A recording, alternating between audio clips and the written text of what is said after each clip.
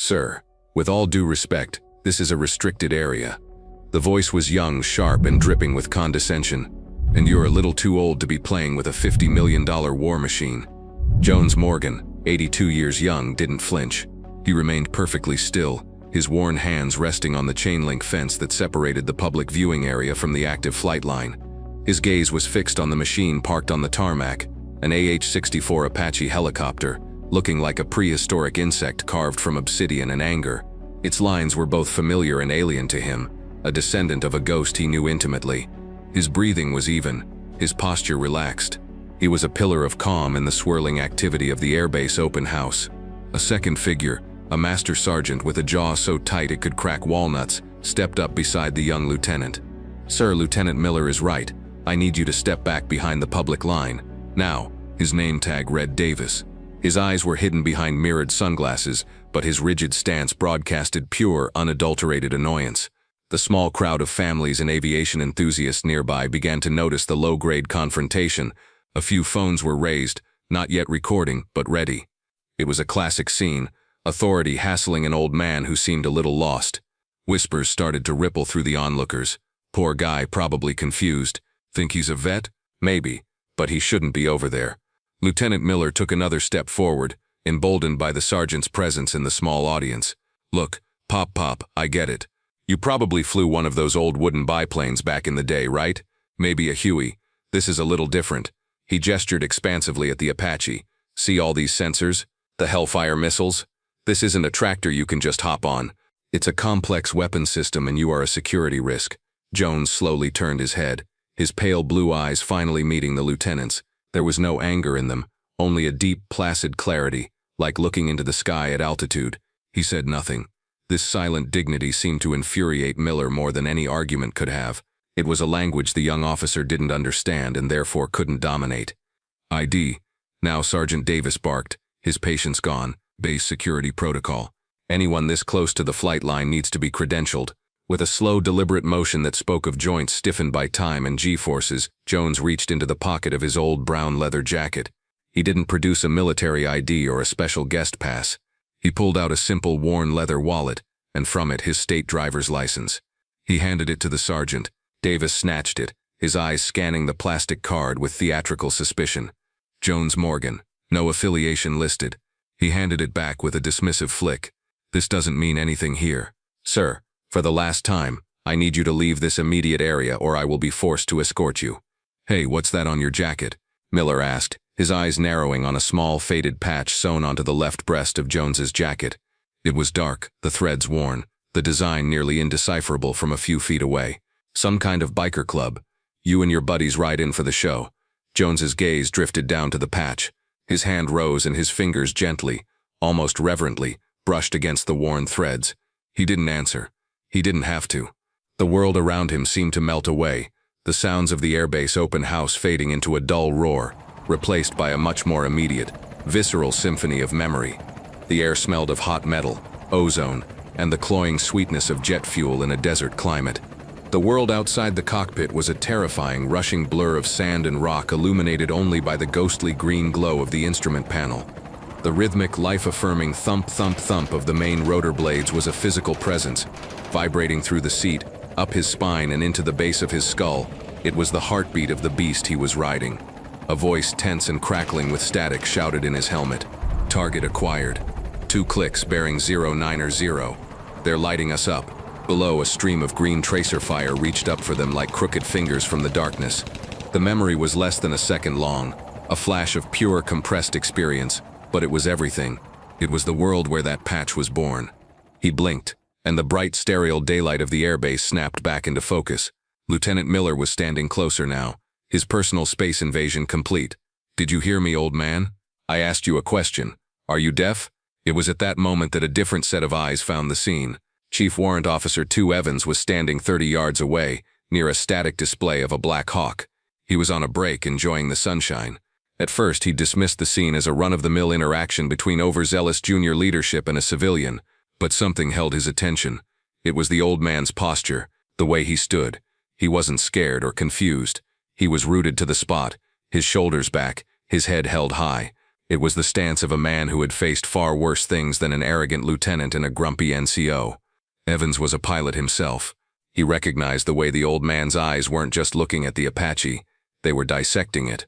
He was scanning the rotor assembly, the TADS PNVS sensor turret, the exact placement of the missile pylons. It wasn't the gaze of a tourist, it was the gaze of an expert, an operator. Curiosity piqued. Evans began to walk slowly toward the group, keeping a respectable distance. He wanted a better look at the patch Miller had mentioned. The crowd shifted slightly, and for a brief moment, the sun hit the old leather jacket just right. The design on the patch, though faded, became clear to him. A winged dagger superimposed over a full moon, with a barely legible inscription underneath. Evans froze. His blood ran cold. It couldn't be. He'd only ever seen that insignia in grainy declassified photos and in history books about special operations aviation. It was the stuff of legend, a unit that officially never existed, the precursor to all modern Army night-flying units. A ghost unit. His heart began to pound against his ribs.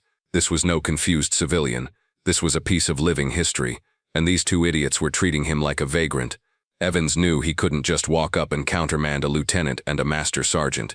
It would be a chaotic mess of rank and protocol. He needed a bigger gun, a much bigger gun. He backed away slowly, pulling out his phone. His fingers flew across the screen, not to record, but to Google the insignia, just to be absolutely certain. The first result was a restricted access historical military site. The title read, Project Nightwing, the Ghost Pilots of Task Force 160. His breath hitched. He turned his back to the scene, his thumb hovering over the contact for the base command post. He knew this was a massive overreach of his authority, a call that could get him in serious trouble. But the alternative, letting this disaster unfold, was unthinkable. He pressed the call button. Base operations. This is CW2 Evans. His voice was tight, urgent. I'm on the flight line, public viewing area. I need to be patched through to the base commander's office. It's an emergency. There was a pause on the other end. Warrant officer, is this a medical or security emergency? It's about to be a security emergency of a kind you can't even imagine, Evans said, his voice low and intense. Just put me through. Tell them it's about Jones Morgan. The line clicked and a new voice, female and professional, answered. Colonel Wallace's office, this is her aide speaking. Ma'am, Evans said, his words tumbling out. This is CW2 Evans. I'm on the flight line. You're not going to believe this, but I think the Jones Morgan is here. Yes, that Jones Morgan. And Lieutenant Miller and Master Sergeant Davis are about to try and arrest him. A beat of stunned silence on the other end of the line confirmed that the name had landed like a bomb. The cavalry was on its way. Inside the sprawling headquarters building, Colonel Wallace, a woman whose entire career was built on unshakable composure, felt her world tilt on its axis. Repeat that, warrant officer, she said into the phone, her voice dangerously calm. She listened, her eyes widening with each word from Evans. Her knuckles were white where she gripped the receiver. She processed the information, the location, the confrontation, the name, Jones Morgan. She didn't say goodbye. She slammed the phone down into its cradle with a crack that made her aide jump. Get me the wing commander. Now, she barked, her voice a whip crack in the quiet office. She pointed at another subordinate. Find General Peterson's personal cell number. The retired one. Tell his aide it's a Pale Rider event. Yes, that's what I said. Pale Rider. Move. The aide, a young captain, looked utterly bewildered. Ma'am, Pale Rider. It's a legacy code from his old command. It means one of the originals is in trouble. Now do it. Wallace was already shrugging off her casual office blouse and reaching for her immaculate dress uniform jacket hanging on the back of her door. The serene, administrative atmosphere of the office had shattered, replaced by the frantic, focused energy of a combat operations center. The name Jones Morgan was being whispered between staffers, a name that carried the weight of myth. For him to be on their base, being harassed by their people, was not just an embarrassment, it was a sacrilege. Back on the tarmac, the temperature of the confrontation had reached its boiling point. Miller, fed up with Jones's stoicism, saw it as a challenge to his authority in front of a growing audience. He had to end this, and he had to win. All right, old man, that's it, Miller said, his voice loud for the crowd to hear. You're a security risk. You're either dangerously senile, or you're a spy, and either way you can't be here. He turned to the sergeant, his face set in a mask of grim determination. Sergeant, cuff him. We'll take him in for processing. Maybe a nice long chat with base security will jog his memory about who he is and where he belongs. It was a flagrant abuse of power, but for Davis it was a direct order from a superior officer. Years of training kicked in. You follow the orders of the officer in charge." He grimly pulled a pair of heavy-duty zip-tie cuffs from his belt pouch. "Sir, I am ordering you to place your hands behind your back," Davis said, his voice flat and robotic. "Do not make this difficult." He took a step forward, the plastic ties held ready. The crowd gasped. This had crossed a line, from a simple verbal dispute into something ugly. Jones didn't move. He just watched the sergeant approach, his expression unreadable. He had faced down enemy soldiers, mechanical failures at 1,000 feet, and the vast, unforgiving darkness of hostile nights. A man with a piece of plastic was the least of his worries. Before Davis's hand could touch Jones's jacket, a sound sliced through the air, sharp and urgent. It wasn't a police siren. It was the high-pitched, piercing wail of a command vehicle, a sound reserved for generals and base commanders. Head snapped toward the source of the noise. A gleaming black sedan, with the colonel's eagle insignia on the bumper and small flags fluttering from the fenders, was racing down the service road, scattering civilians. It was followed closely by 2 olive-drab military police Humvees, their lights flashing. The small convoy screeched to a halt just yards from the scene, doors flying open before the vehicles had fully stopped.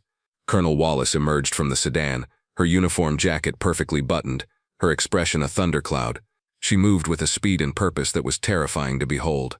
Behind her, military policemen in full gear disembarked from the Humvees, rifles held at a low ready, professionally and efficiently creating a perimeter, forcing the gawking crowd back. The entire situation transformed from a minor disturbance into a major, high-level incident in the space of 10 seconds. Colonel Wallace marched past the utterly bewildered Lieutenant Miller and Master Sergeant Davis as if they were invisible statues. She didn't spare them a glance. Her entire focus was on the old man in the leather jacket. She stopped precisely 2 feet in front of Jones Morgan, the air crackling with tension. The crowd, the base, the world went silent. She drew herself up to her full height. In a single flawless motion, she raised her right hand to her brow, her fingers perfectly aligned, her arm locked. It was the sharpest, most impeccably executed salute of her entire decorated career. "Mr. Morgan," she said, her voice ringing out clear and strong for everyone to hear. "It is an absolute honor to have you on my base, sir." Miller and Davis were frozen, their minds unable to process the scene. The world had turned upside down. The colonel held the salute, turning her head just enough to fix her icy glare on her 2 subordinates. "Lieutenant, Sergeant," she began, her voice dropping to a dangerously low temperature. "Do you have any idea, any concept at all of who this man is?" She didn't wait for their stammering attempts to answer. "This is Jones Ghost Morgan. He was the lead experimental test pilot for the Nightwing program back when it was so classified it didn't have a name. He is the reason the $50 million war machine you were so worried about even exists. He wrote entire chapters of the flight manual for the Apache's prototype with his own blood, sweat, and guts, flying in places our country still denies we were ever in." She gestured toward the faded patch on Jones's chest. "That patch you were mocking, Lieutenant? That is the original insignia for Task Force 160. Before they were the famous 160th SOAR, the Night Stalkers, they were a handful of phantom pilots learning to own the dark. Mr. Morgan has more combat flight hours in unlit hostile territory than every single pilot in your squadron combined. He is not a guest here. He is a founder. He is a living legend. Now both of you step back." A collective gasp went through the crowd. Phones were up again, but this time they were recording a moment of history, of profound public vindication. The other airmen in the crowd stared, their jaws hanging open.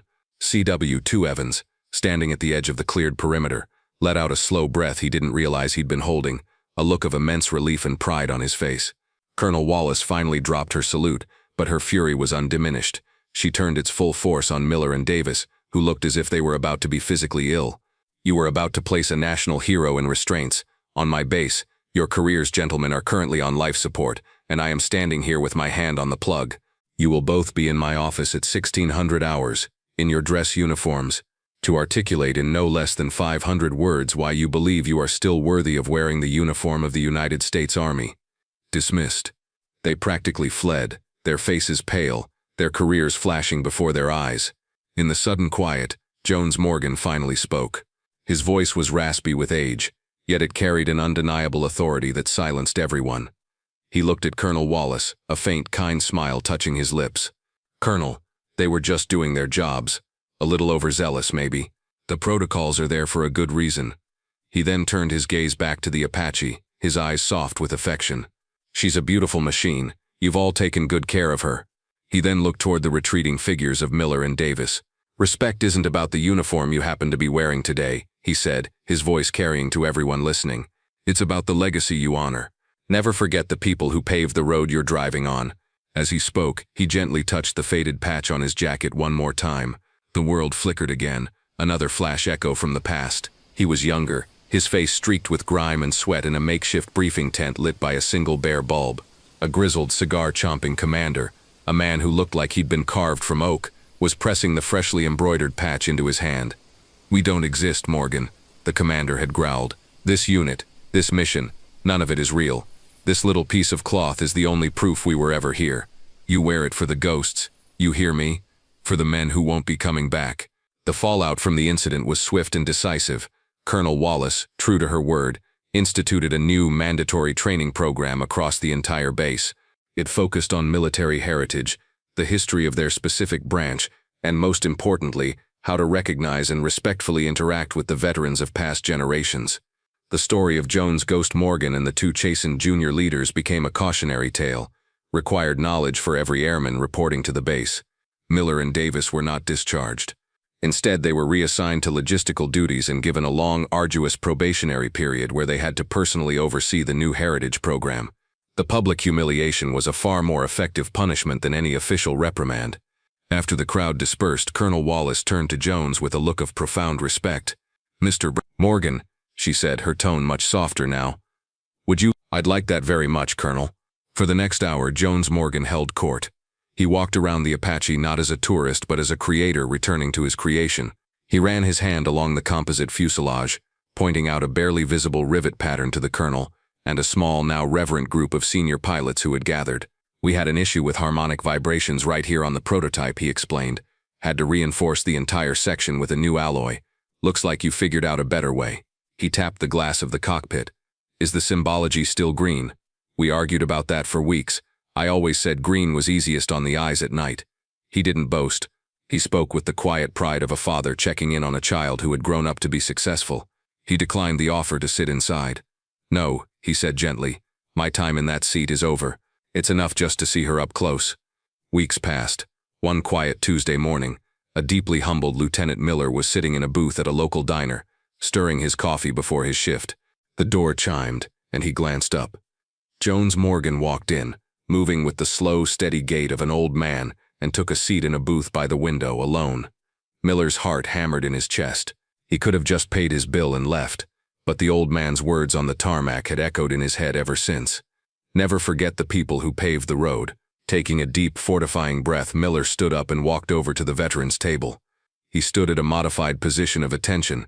"Sir," he said, his voice quiet and stripped of all its former arrogance. "Lieutenant Miller, I just wanted to apologize, again, for my conduct at the airbase. What you said that day, it stuck with me." Jones Morgan looked up from his menu, his pale blue eyes holding no trace of malice. He simply studied the young man for a moment, then gestured with his hand to the empty seat across from him. "Sit down, son," he said, his voice a low rumble. "The coffee's good here. Tell me what you fly." The story of Jones Morgan reminds us that heroes walk among us, often unseen.